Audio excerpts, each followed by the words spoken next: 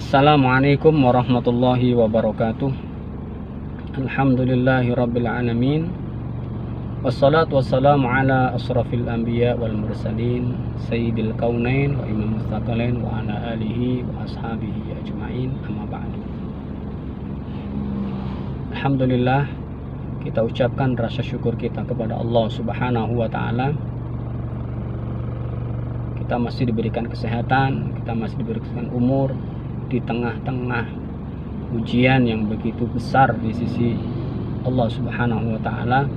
Bagi orang-orang yang beriman, kita akan menyampaikan beberapa hal penting yang berkaitan dengan amaliyah yang dilakukan, dicontohkan oleh Rasulullah SAW di 10 terakhir dari bulan suci Ramadan. Dahulu baginda Rasulullah SAW ketika memasuki 10 terakhir, beliau sungguh-sungguh, yang kesungguhan itu tidak pernah ada, tidak menyamai di selain bulan-bulan yang lainnya. Sebagaimana sabda Rasulullah SAW, karena Rasulullah SAW yajtahidu fil asril awakhir ma la yajtahidu fi ghairihi, rawahu Ibnu Muslim wa Ibnu Majah. Dahulu Rasulullah SAW bersungguh-sungguh di 10 terakhir yang tidak beliau sungguh-sungguh di selain 10 terakhir itu. Artinya tidak menyamai kesungguhannya. Hadis riwayat Imam Muslim dan Ibnu Majah. Oleh karena itu, apa saja yang dilakukan, yang dicontohkan oleh Rasulullah SAW, amalia di 10 terakhir daripada bulan suci Ramadan, pertama adalah qiyamul lail, mendirikan ibadah, bangun di tengah malam untuk melakukan ibadah. Sebagaimana yang disampaikan oleh Sayyidah Aisyah radhiyallahu anha, Aisyah radhiyallahu anha, kana an-nabiy sallallahu alaihi wasallam idza dakhala al-'ashr shadda mi'zara wa ahya lailah wa ayqadha ahla, rawahu al-Bukhari wa Muslim wa Abu Dawud. Dari Sayyidah Aisyah, istri beliau, semoga Allah meridai beliau, dahulu Nabi Muhammad SAW ketika memasuki 10 terakhir daripada bulan suci Ramadan, beliau itu mengencangkan sarungnya, menghidupkan malamnya, dan membangunkan keluarga beliau. Hadis riwayat Imam Bukhari, Muslim, dan Abu Dawud. Dalam hadis yang lain, Rasulullah SAW bersabda, man qama lailatal badri imanan wa ihtisaban ghufira lahu ma taqaddama min dhanbihi. Siapa yang bangun malam melakukan ibadah, terutama malam Lailatul Qadar, karena yakin, karena percaya, wahtisaban, dan karena mengharap pahala Allah Subhanahu wa taala, maka diampuni baginya dosa-dosa yang telah lalu. Hadis Imam Bukhari, Muslim, Abu Daud, dan Imam Tirmidzi dan Imam Nasai. Yang kedua, amalia yang perlu diamalkan adalah kasratu qiraatil Quran, memperbanyak membaca Al-Quranul Karim. Kenapa? Bulan suci Ramadan adalah bulan yang agung. Pahala dilipat gandakan, doa diampuni, pintu-pintu surga dibuka, dan setan-setan dibelenggu. Kesempatan yang sangat mulia, doa mustajabah. Disitulah Allah menurunkan Al-Quran yang sangat mulia dari langit Lauhul Mahfuz ke langit dunia 30 juz, dan dari langit dunia itu diturunkan secara berangsur-angsur selama 22 tahun, 2 bulan, 22 hari, sesuai dengan kondisi dan keadaan masyarakat pada waktu itu.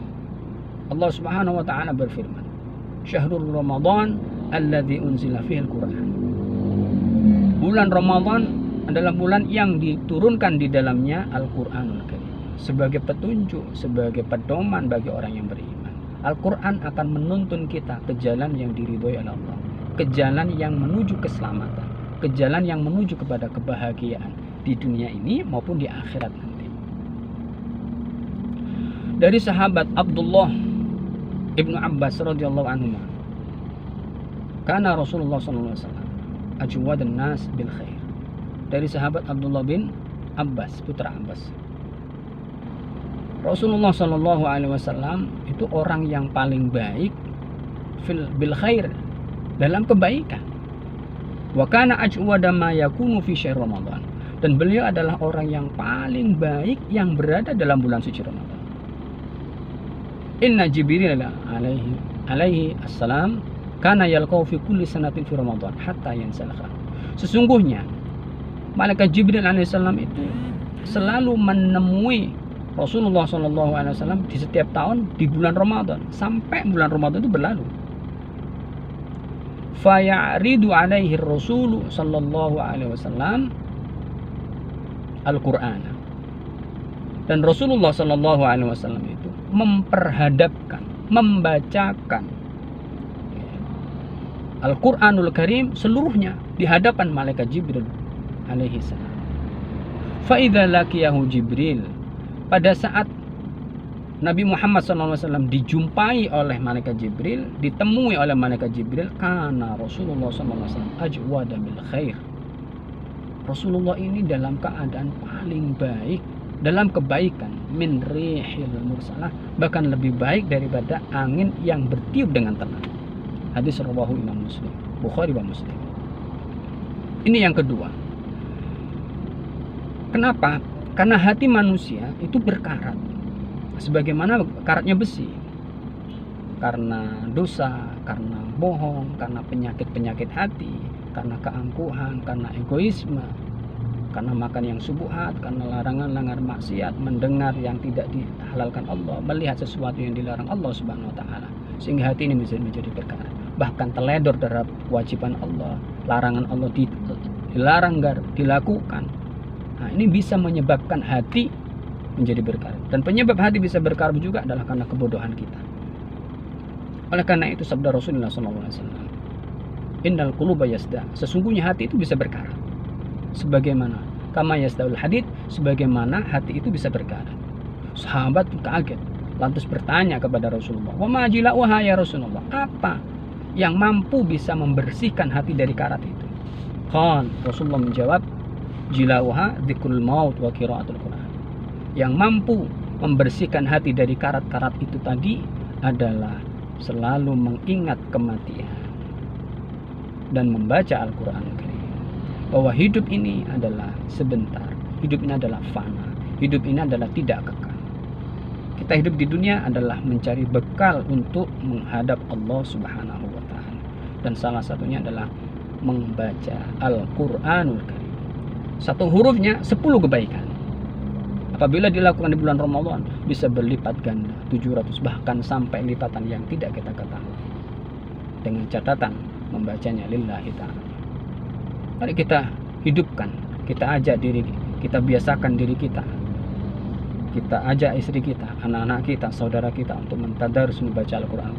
Tidak hanya membaca, kalau dipahami dan mohon kepada Allah Subhanahu wa taala agar kita mampu melakukan isi kandungan Al-Qur'an agar bisa diterapkan dalam kehidupan kita sehari-hari. Yang berikutnya adalah, yang ketiga adalah i'tikaf. I'tikaf adalah berdiam diri di dalam masjid. Pandemi yang seperti ini kita lakukan bisa di dalam rumah. I'tikaf diisi dengan amal ibadah, bertafakkur, berfikir, bermuhasabah, berzikir, merenungi apa yang sudah pernah kita lakukan. Harta yang kita peroleh dari mana asalnya, lantas kemana saja dibelanjakan. Amalan-amalan sunnah Rasulullah sudahkah sudah dilakukan semua, atau banyak yang terledor begitu saja? Titipan Allah berupa harta, jabatan, usia, umur, kesehatan, dan sebagainya, sudahkah kita syukuri? Sudahkah kita pergunakan sesuai dengan tuntunan Rasulullah Sallallahu Alaihi Wasallam? Kemudian amaliyah wajib yang difardukan Allah, sudahkah tertunaikan semua, atau banyak yang terledor? Ingat, ma yalfidhu min qaulin illa ladaihi raqibun atid. Tidaklah terucap satu lafaz pun dari lisan kita kecuali dicatat oleh malaikat raqib dan atid. Kaum muslimin muslimat rahimakumullah. I'tikaf adalah bertujuan kita untuk mentafakuri apa yang telah kita lakukan sebelum kita menghadap Allah Subhanahu wa taala. Karena Rasulullah SAW di 10 terakhir beliau beriktikaf. Anna Nabiy sallallahu alaihi wasallam kana ya'takifu al-'ashr al-awakhir min Ramadan hatta tawaffahu Allah. Tsumma i'takafa azwajuhu min ba'dihi. Rawahu Bukhari wa Muslim wa Abu Dawud. Sesungguhnya Nabi Muhammad SAW dahulu beriktikaf 10 terakhir dari bulan suci Ramadan sampai beliau diwafatkan oleh Allah. Lalu istri-istri beliau mengikuti dengan cara iktikaf sesudah beliau wafat. Hadis riwayat Imam Bukhari, Muslim dan Abu Dawud. Dan Allah Subhanahu wa taala berfirman, "Wa antum aakifuna fil masajid." Dan engkau adalah orang-orang yang beriktikaf di dalam masjid. La haula wala quwata illa billah. Yang berikutnya, ma'asyiral hadirin, amaliyah yang keempat yang harus kita lakukan dalam 10 terakhir bulan suci Ramadan adalah memperbanyak doa. Kita tahu di bulan suci Ramadan adalah bulan ampunan. Siapa yang memohon diampuni oleh Allah Subhanahu wa taala. Allah Subhanahu wa taala berfirman, "Wa idza sa'alaka ibadi fa inni qarib." Jika hambaku bertanya kepadamu wahai Muhammad, katakan sesungguhnya saya ini adalah dekat. Ujibu da'wat da'i. Saya akan mengabulkan permohonan orang yang meminta.